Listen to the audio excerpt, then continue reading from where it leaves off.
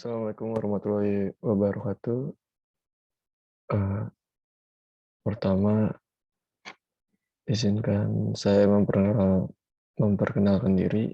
Nama saya Rian Fajri Hakim dengan nomor NIM 18020095, kelas Fire and Safety B angkatan 18. Video ini untuk ujian tengah semester 5 mata kuliah AMDAL. Dosennya Bu Ira dengan judul Peran AMDAL dalam Perizinan Berusaha berdasarkan Undang-Undang Nomor 11 Tahun 2020, Peraturan Pemerintah Nomor 22 Tahun 2021, dan Peraturan Menteri LHK Nomor 5 Tahun 2021.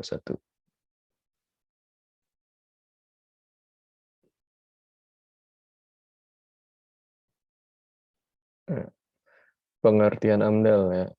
AMDAL adalah dokumen lingkungan yang diwajibkan untuk kegiatan yang memiliki dampak penting terhadap lingkungan hidup, atau bisa juga disebut dengan suatu penelitian yang dilakukan untuk bisa mengetahui dampak lingkungan yang diakibatkan oleh adanya suatu kegiatan yang direncanakan seperti proyek pekerjaan baru. Nah, fungsi AMDAL itu sendiri yang pertama sebagai suatu acuan dalam mengambil kebijakan terkait kelayakan pada suatu rencana usaha ataupun kegiatan lingkungan hidup. Yang kedua, sebagai masukan dalam penyusunan desain yang sifatnya teknis dalam suatu rencana dan juga kegiatan usaha. Yang ketiga, sebagai masukan dalam menyusun suatu rencana pengelolaan dan juga pemantauan suatu lingkungan hidup.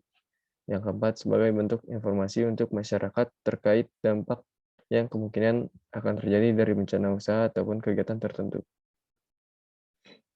Nah, di sini langsung ngebahas peran AMDAL dalam perizinan berusaha berdasarkan Undang-Undang Nomor 11 Tahun 2020. Yang pertama itu mengenai kegunaan AMDAL. Dalam UU Ciptaker, AMDAL yang dibuat oleh Pamrakarsa yang bersertifikat penyusun AMDAL dijadikan sebagai dasar uji kelayakan lingkungan dalam penyelenggaraan usaha dan atau kegiatan uji kelayakan lingkungan dilakukan oleh sebuah tim yang dibentuk oleh Lembaga Uji Kelayakan Hidup Pemerintah Pusat. Tim tersebut terdiri atas unsur pemerintah pusat, pemerintah daerah, dan ahli bersertifikat.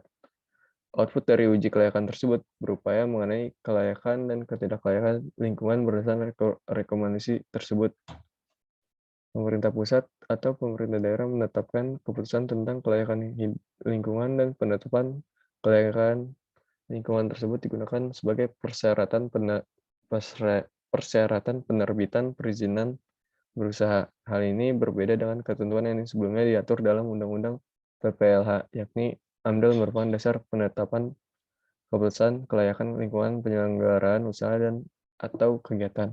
Namun sebelum AMDAL dijadikan dasar penetapan, dokumen AMDAL sebagaimana diatur dalam Undang-Undang PPLH terlebih dahulu dinilai oleh Komisi Penilai AMDAL yang dibentuk Menteri, Gubernur, atau Bupati Wali Kota sesuai kewenangan. Jika tidak ada rekomendasi AMDAL, maka izin lingkungan tidak akan terbit. Yang kedua itu Undang-Undang Ciptaker mengubah ketentuan pasal nomor 25 huruf C tentang berkas yang harus ada dalam dokumen AMDAL. Salah satu syarat dokumen yang diubah yaitu mengenai saran, masukan, serta tanggapan dari masyarakat. Dalam Undang-Undang PPLH diatur bahwa dokumen AMDAL salah satunya harus membuat saran, masukan, serta tanggapan masyarakat terkena dampak langsung yang relevan terhadap rencana usaha atau kegiatan. Sedangkan dalam Undang-Undang Ciptaker, saran, masukan, serta tanggapan dari masyarakat tidak harus masyarakat yang terkena dampak langsungnya.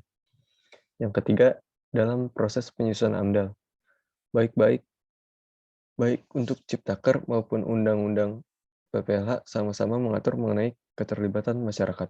Namun, ketentuan dalam Undang-Undang Ciptaker mempersempit definisi masyarakat. Masyarakat yang dimaksud dalam Undang-Undang PPLH adalah masyarakat yang terkena dampak lingkungan hidup, dan atau yang terpengaruh atas segala bentuk keputusan dalam proses AMDAL. Sedangkan dalam Undang-Undang Ciptaker, masyarakat yang dimaksud adalah hanya masyarakat yang terkena dampak langsungnya. Nah, sini ada peran AMDAL dalam perizinan berusaha berdasarkan Peraturan Pemerintah Nomor 22 Tahun 2021 ya. AMDAL sebagaimana yang dimaksud dalam pasal 4 huruf A wajib dimiliki bagi setiap rencana usaha dan atau garis miring kegiatan yang memiliki dampak penting terhadap lingkungan hidup. Kriteria usaha dan atau kegiatan yang memiliki dampak penting terhadap lingkungan hidup yang wajib memiliki AMDAL sebagaimana yang dimaksud dalam pasal 5 ayat 1. Terdiri atas 1. Pengubahan bentuk lahan dan bentang alam. Yang kedua, eksploitasi sumber daya alam baik yang terbarukan maupun yang tidak terbarukan.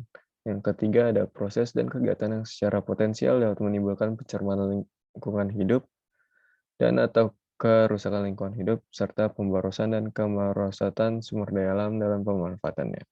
Yang keempat ada proses dan kegiatan yang hasilnya dapat mempengaruhi lingkungan alam, lingkungan hidup, serta lingkungan sosial dan budaya. Yang kelima ada proses dan kegiatan yang hasilnya akan mempengaruhi pelestarian, kawasan konservasi sumber daya alam, dan perlindungan cagar budaya. Yang keenam ada introduksi jenis tumbuh-tumbuhan.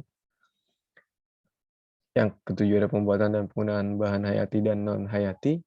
Yang kedelapan ada kegiatan yang mempunyai resiko tinggi dan mempengaruhi pertahanan negara. Yang kesembilan ada penerapan teknologi yang diperkirakan mempunyai potensi besar untuk mempengaruhi lingkungan hidup. Di sini juga ada peran AMDAL dalam perizinan berusaha berdasarkan Peraturan Menteri LHK Nomor 5 Tahun 2021. Jadi AMDAL adalah kajian mengenai dampak penting pada lingkungan hidup dari suatu usaha atau kegiatan yang direncanakan untuk digunakan sebagai prasyarat pengambilan keputusan tentang penyelenggaraan usaha atau kegiatan serta termuat dalam perizinan usaha atau persetujuan pemerintah pusat dan pemerintah daerah. Sekian dari saya. Wabillahi taufiq wal hidayah. Wassalamualaikum warahmatullahi wabarakatuh.